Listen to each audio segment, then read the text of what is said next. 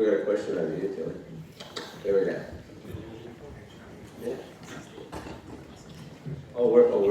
Yeah, this one's a bit of a general one, probably more directed towards the scientists.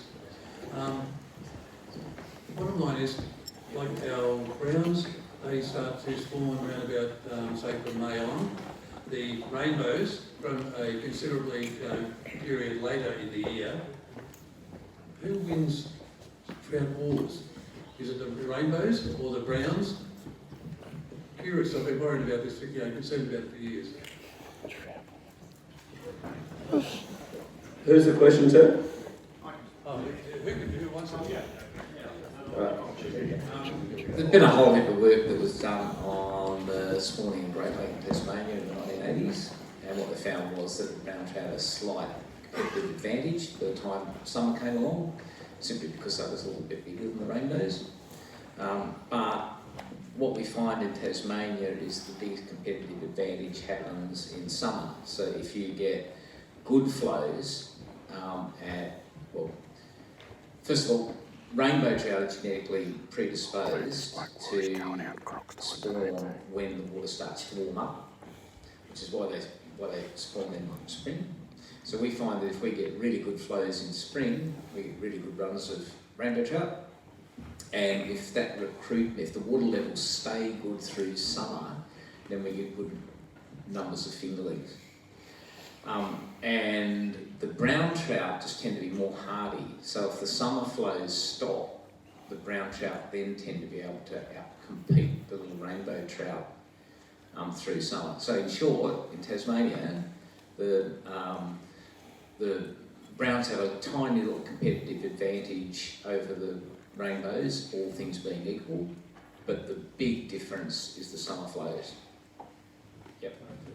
Great question, fantastic. And Gus Strongman, our Fisheries Compliance Officer, is also going to join the panel. Gus, welcome Gus to the stage, everyone. Excellent.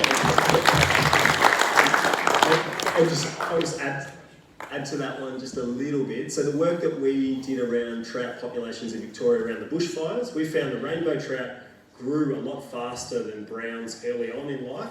Like those 0+ fish up to 1 year old, they were bigger. And when we've aged them, obviously brown trout live a lot longer. We're seeing them 8, 9, 10 years, whereas the rainbows get to sort of 5 at the most. And the way I always remember it, Phil Weigel said to me when I first started at Stocks Creek, he said rainbows were the rock star fish. They go hard, they eat, they party hard, they die quickly. Whereas the browns hang in there for a lot longer. I always like that analogy. Great, that's a great question, by the way. You might just want to move it along a little bit because Gus is getting all the stuff. Tilly, I think we've got some more questions up here. Oh, and sorry, there's some. Yeah, there we go. It's already on. This one's regarding the trees on the rivers that you've been planting. Now I work on a piece of private land on the Golden, and we want to plant trees along the river. So is there any specific trees I should be looking at? Ones that will attract insects for the trout, or any native tree will do?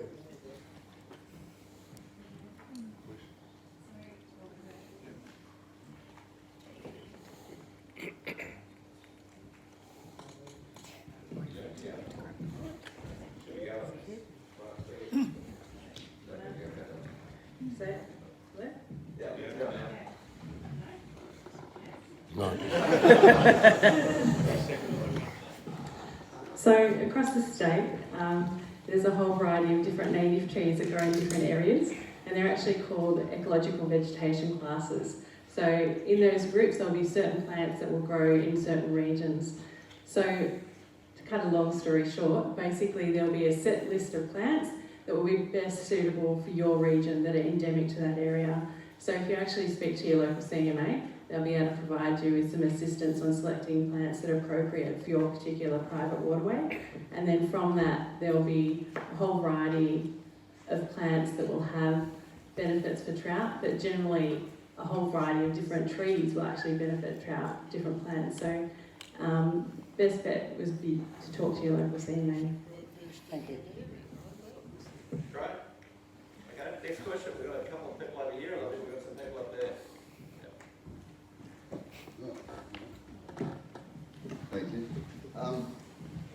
Our trout fisheries, according to this today, are our most vulnerable fisheries.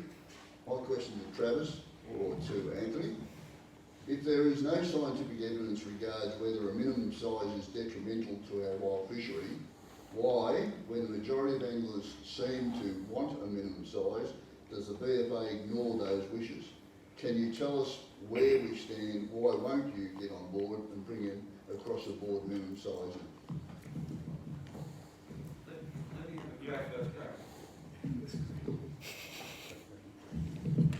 I'll start and then you can override. Yeah, we had a good talk about this at our draft trout strategy workshop, and there is a lot of compelling evidence that says if we brought in minimum size limits for wild trout across northern Victoria, wild rivers, we would effectively create catch and release fisheries, effectively. Because the average size of fish is very small. And depending on the size limit you introduce, the impact of that would be that a lot of people would be travelling a lot of distance trying to catch a trout, which are relatively abundant, and not being able to take home the feed. Now, some people don't like that, some do. Target 1 million is about increasing fishing participation. We don't want to do anything without a substantive reason that's going to hold back participation. So the evidence is, and we've done a lot of work, particularly through Taylor, what the consequences would be if we brought in minimum size limits, and we think it would profoundly change people's participation and interest in the fishery, and that's counterproductive to trout fishing. So the evidence is there around that social element, participation, but also we do have size and bag limits in place already. They're quite complex, and we've just introduced a whole suite of new regulations which we think we need to test thoroughly first before we go any further. And that commitment's in the plan. So we will do that, we'll monitor it, we'll assess it, and we're open to it, but there's no compelling argument, in my view, to roll it out across the state. Brad, would you like to override that? No, that's it. So sorry, just to follow up, so you're saying that the majority of anglers want it, and fisheries are going against what the majority of recreational anglers want? Yeah. No, we're not saying that, Trev. And, I'd like to know what you're saying. yeah, no, absolutely. We're saying we're trying to strike a balance, right? And what we're trying to do is have as many people fishing as possible, okay? And I know you've got very strong views on it, and I read your views every month in Fishing Monthly, I do. But a lot of people have very strong views about trout fishing, and you know there are. I mean, I get lobbied quite a bit for fly-only waters, for you know, blue ribbon waters, and we try and get the balance right. And that's why we work together with you and others in relation to putting minimum size limits on some rivers and not on other rivers, and trying to find a bit of an approach that was going to have great fishing opportunities for people who wanted wild trout and trophy trout, but also provide fishing opportunities for people who just wanted to go to fish for trout. Now, I know it's not something that you know that you're 100% happy with, but hopefully as we continue to work together and through the strategy, I never want fisheries to be an organisation that says that's how it's going to be. And Jeff Hall, is he still here? Jeff, you still here? Jeff Hall asked for years for the lower Goulburn to be stocked with trout. I know there's been a lot of discussion about don't put stock trout on top of wild trout populations, but the lower Goulburn is a highly modified system coming out the bottom of the Eld and all that sort of stuff, right? He asked for years, and through successive executive directors of fisheries, people just said, no, we don't do that. And then Anthony Hurst, a bloke well before me, came on and said, you know what, why not?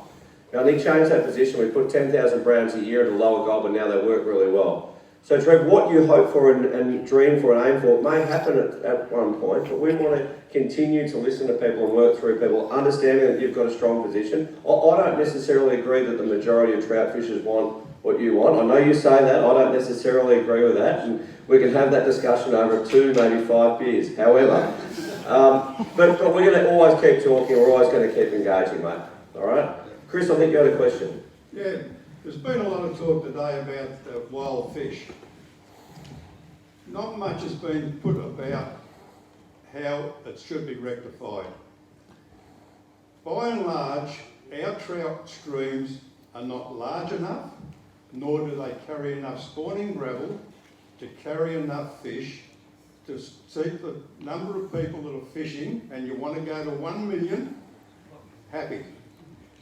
If you think back about 4 years ago, you picked up my submission of how to stop the pondage and the golden, which was to put lesser fish in per month or every 2 months over the course of the year.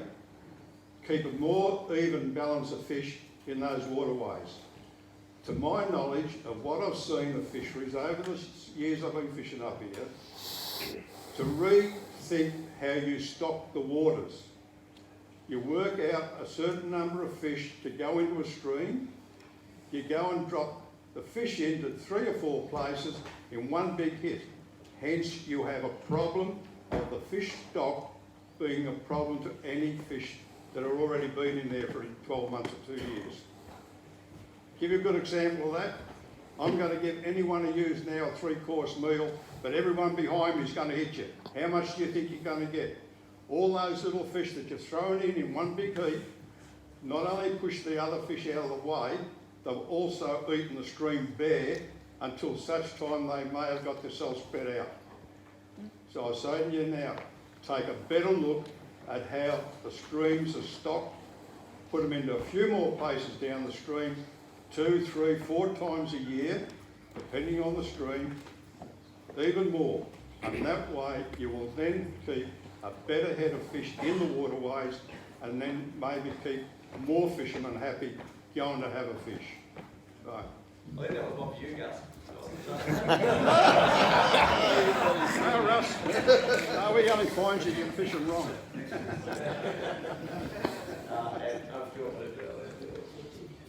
Well, there's a lot in that, Chris. We've discovered over the last 5 years, by and large, yearling stocking of brown trout and spawning trout rivers doesn't work, full stop. But there are very few rivers where it does work and is performing quite well, particularly southwest rivers. And that's a magnificent example of fish stocking working. The Goulburn River, yep, we've changed our stocking plan over time. We're now stocking more fish than ever in more locations than ever. We're also expanding and increasing our stocking in the pondage more than ever. And I think community are really getting behind it, supporting that stocking through the Goulburn River Festival, getting kids up there having a great time. I think it's been a terrific success story. We'll continue to improve it. We'd like to stock more locations.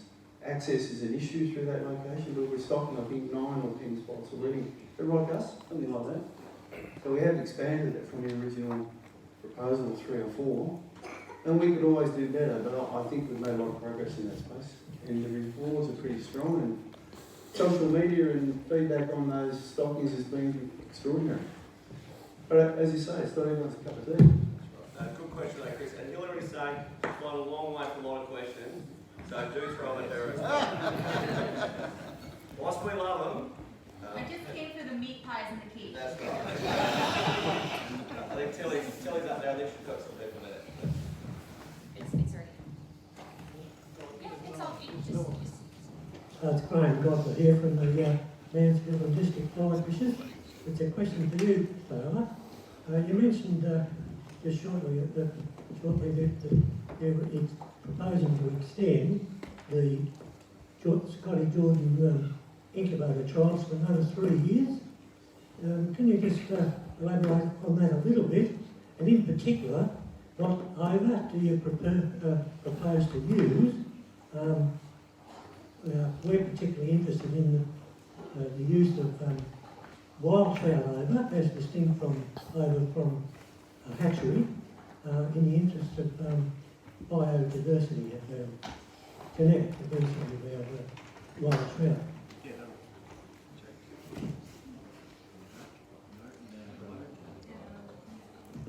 Check. Yes.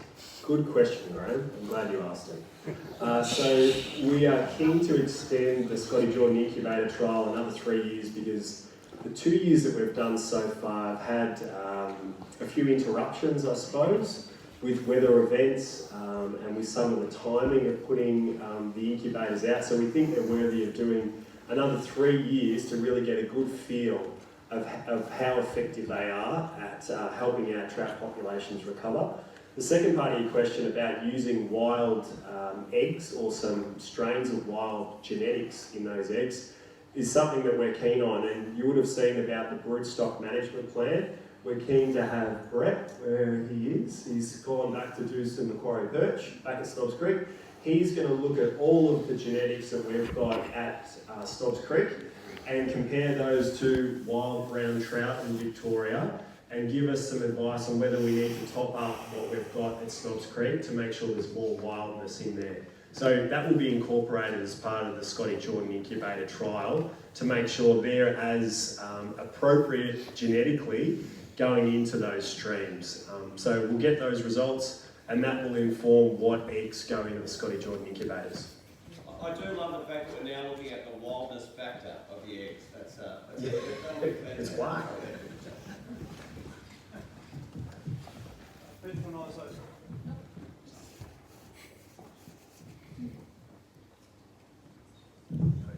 Peter Panozzo from the Kiowa Valley Fishing Club. We're talking about angler access. 2012, the fisheries put a track, angler access track, from the Toowoomba Caravan Park up past the old crusher. Beautiful job, all bitumen, lovely bridge across the little creek. The only problem is that anglers don't have access to the river anymore. The willows have taken all over. You can't get access. There's one little spot where there's a seat that if one person's there, no one else can fish. All the dog walkers and all that have a lovely time walking up this beautiful track, but anglers don't. They've got little fishing bins, we put your fishing line in, they're chock-a-block, no one's ever taken them away. So if we have all this new angler access, who's going to maintain them? Yeah, Pete, I'll grab that one really quick.